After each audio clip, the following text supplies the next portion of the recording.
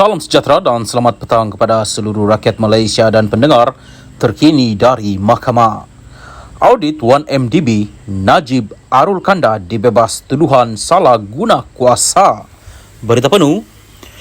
Mahkamah Tinggi Kuala Lumpur pagi ini membebaskan dan melepaskan bekas Perdana Menteri Najib Razak dan bekas Ketua Pegawai Eksekutif 1MDB Arul Kanda Kandasamy daripada pertuduhan meminda laporan audit 1MDB. Hakim Muhammad Zaini Mazlan memutuskan bahawa pihak pendakwaan gagal membuktikan kes prima facie terhadap kedua-dua mereka. Najib yang juga bekas Menteri Keuangan didakwa menggunakan kedudukannya sebagai Perdana Menteri untuk mengarahkan pindaan kepada laporan akhir audit 1MDB sebelum ia dibentangkan kepada Jawatan Kuasa Kira-kira Wang Negara PAC pada 2016 untuk mengelakkan sebarang tindakan terhadapnya.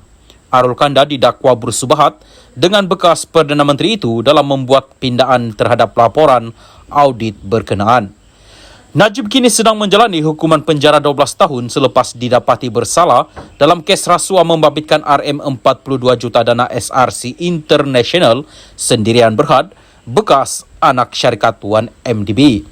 Ketika membacakan penghakimannya hari ini, Muhammad Zaini berkata, berhubungan pertuduhan terhadap Najib, Ketua Audit Negara KAN, ketika itu Amrin Buang yang menjalankan audit terhadap 1MDB diberikan kebebasan menjalankan tugasnya di bawah Perkara 105 Perlembagaan Persekutuan.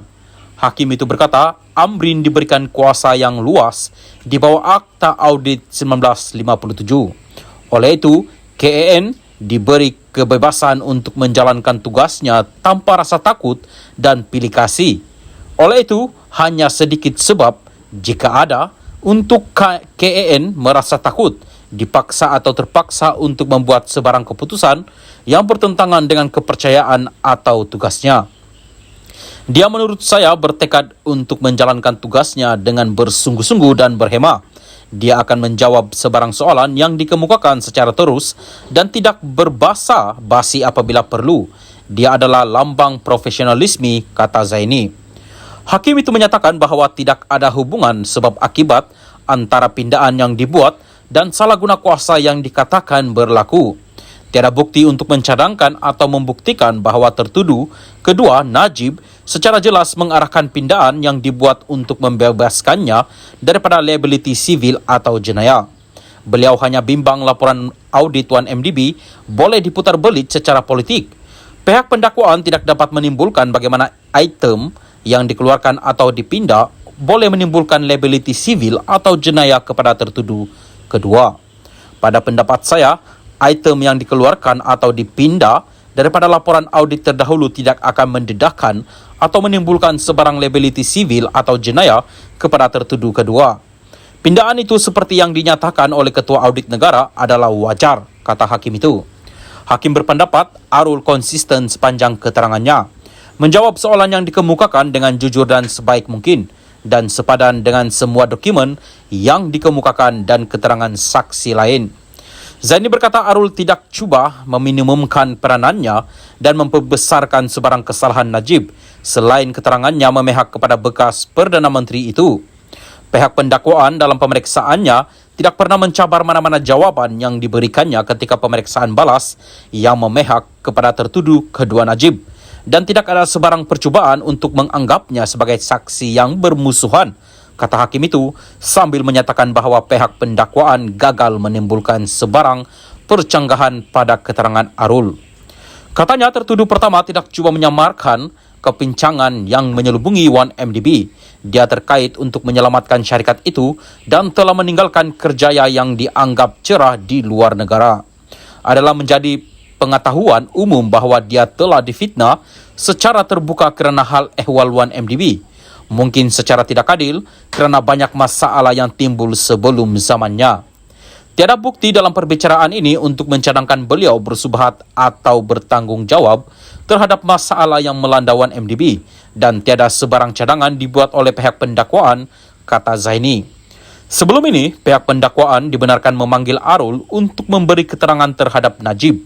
Zaini membuat keputusan membebaskan Arul berikutan keputusan mahkamah mengeluarkan sijil indemnity terhadapnya berhubung keterangan itu. Ketika ditemui media di pintu masuk kompleks Mahkamah Kuala Lumpur selepas prosiding hari ini, Peguam Bela Utama Muhammad Syafiee Abdullah berkata anak guamannya Najib telah dibersihkan oleh keputusan berkenaan. Beliau, Najib, memaklumkan kepada kami bahawa dia sangat lega kerana hakim telah membuat penemuan berkenaan.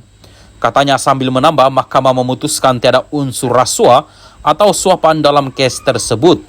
Syafiee menyifatkan kes laporan audit Tuan MDB antara kes berbaur politik selain kes membabitkan RM42 juta dana SRC International. Ini, kes audit Tuan MDB, adalah kes pertama daripada semua kes berunsur politik yang kami peroleh keputusan yang baik. Kami berharap Jabatan Peguam Negara tidak akan merayu.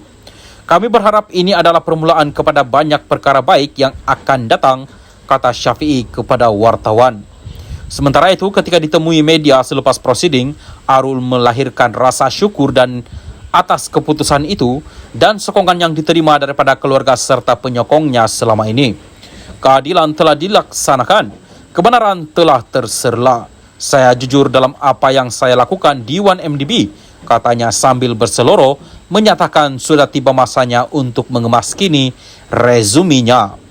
Pada 7 September tahun lepas, pihak pendakwaan menutup kes terhadap kedua-dua mereka selepas memanggil 16 saksi, termasuk Arul, untuk memberi keterangan dalam perbicaraan yang berlangsung selama 43 hari.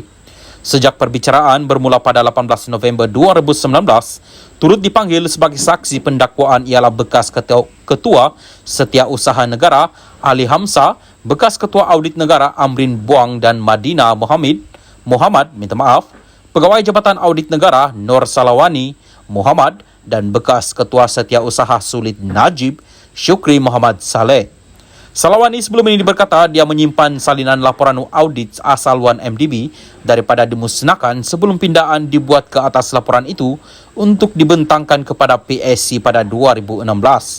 Pihak pendakwaan berhujah bahawa selepas mesyuarat pada 24 Februari 2016, keputusan dibuat untuk mengeluarkan atau mengubah bahagian tertentu dalam laporan audit 1MDB, termasuk menggugurkan kehadiran ahli perniagaan yang kini diburu Lotek Jo atau Jolo pada mesyuarat lembaga pengarah 1MDB. Isu lain yang didakwa digugurkan daripada laporan audit itu ialah dua penyata keuangan 1MDB pada 2014 yang bercanggah antara satu sama lain. Selain Arul dan Ali, individu lain yang hadir pada mesyuarat itu ialah Amrin, bekas pegawai Jabatan Audit Negara, Sadatul, Nafisa Basairi Ahmad, Syukri dan Wakil Jabatan Peguam Negara ketika itu, di Zulkifli Ahmad. Sebelum ini, anak syarikat 1MDB, SRC, dimiliki sepenuhnya oleh Menteri Keuangan, diperbadankan MOF Inc. yang juga memiliki sepenuhnya dana kekayaan negara Malaysia itu. Najib pernah menjadi penasihat emeritus SRC dan pengurusi lembaga penasihat 1MDB. Selepas selesai proses rayuan di Mahkamah Rayuan dan Mahkamah Persekutuan, Najib memohon semakan semula dan membatalkan sabitan bersalah dan hukuman penjara dalam kes membabitkan penyelewengan RM42 juta dana SRC. Mahkamah Persekutuan akan menyampaikan keputusan pada 31 Mac.